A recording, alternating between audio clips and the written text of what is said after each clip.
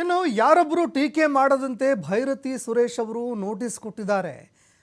ಆಯ್ತಪ್ಪ ನೋಟಿಸ್ ಹಾಕು, ನನ್ನ ಧ್ವನಿ ಅಡಗಿಸೋದಕ್ಕಾಗತ್ತಾ?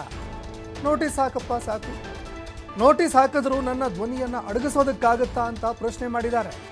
ಮೈಸೂರಿನಲ್ಲಿ ಮತ್ತೆ MLC H ವಿಶ್ವನಾಥ್ ವಾಗ್ದಾಳಿ ನಡೆಸಿದ್ದಾರೆ. 50 ಕೋಟಿ ಮಾನನಷ್ಟ ಮೊಕದ್ದಮೆ ಹಾಕ್ತೀನಿ ಅಂತ ನೋಟಿಸ್ ಕೊಟ್ಟಿದ್ದಾರೆ. ಸಚಿವ ಭೈರತಿ ಸುರೇಶ್ ರಿಯಲ್ ಎಸ್ಟೇಟ್ ಗಿರಾಕಿ, ನೀನು ಮಂತ್ರಿ ರೀತಿ ನಡೆದುಕೋ ಅಂತ ಹೇಳಿದ್ದೀನಿ ಅಷ್ಟೇ. ರಿಯಲ್ ಎಸ್ಟೇಟ್ ಏಜೆಂಟ್ ರೀತಿಯಲ್ಲಿ ನಡೆದುಕೊಳ್ಬೇಡ ಅಂತ ನಾನು ಮಾತನಾಡುವಾಗ ಹೇಳಿದ್ದೀನಿ. ಅದು ಮಾನನಷ್ಟ ಮೊಕದ್ದಮೆನಾ?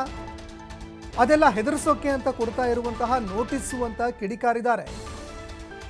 ಬೆದರಿಕೆಗೆ ಹೆದರೋದಿಲ್ಲ ಅಂತ MLC H ವಿಶ್ವನಾಥ್ ಮತ್ತೆ ಕಿಡಿಕಾರಿದ್ದಾರೆ. ಡಿ ಮಂತ್ರಿಗಳು ನಮಗೆ ಒಂದು ನೋಟಿಸ್ ಕಳಿಸ್ತಾರೆ ಲಾಯರ್ ಮೂಲಕ. ನೀವು ನಮ್ಮನ್ನು ಪದೇ ಪದೇ ಟೀಕೆ ಮಾಡ್ತಾ ಇದ್ದೀರಾ, ಇನ್ಮೇಲೆ ಟೀಕೆ ಮಾಡಬಾರ್ದು ನೀವು ಹೇಳಿದರು. ನೀವೇನೋ ಆ ಥರ ಮತ್ತೆ ಮಾಡ್ತಾ ನೀವು 50 ಕೋಟಿ ರೂಪಾಯಿ ನಿಮ್ಮ ಮೇಲೆ ನಾನು ಮಾನನಷ್ಟ ಮೊಕದ್ದಮೆ ಹಾಕಬೇಕಾಯ್ತು, ಹುಷಾರ್ ಅಂತ ಹೇಳಿದ್ದಾರೆ. ನಾವು ಆಯ್ತಪ್ಪ ಅದೇನು ನೋಡೋಣ, ಹಾಕೋತೆಗೆ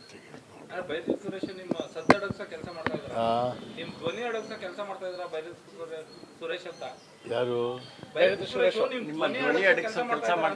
ಅಲ್ಲಿ ಯಾರು ಅಡಗಿಸೋಕ್ಕಾಗುತ್ತೆ ರೀ? ನಮಗೆ ನಮ್ಮ ಧ್ವನಿ ಯಾರು ಈಗ ಬಂದಿದೆ ಅಂತ ಪಾಪ.